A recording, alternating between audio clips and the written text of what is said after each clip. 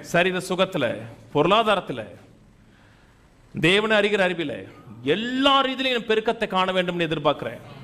ஏன் அந்த பெருக்கத்தை காண வேண்டும் எதிர்பார்க்கிறேன் என்றால், இயேசுடைய வருகை சமீபமா இருக்கிறது. நாம் செய்ய வேண்டிய வேலை அதிகமா இருக்கிறது.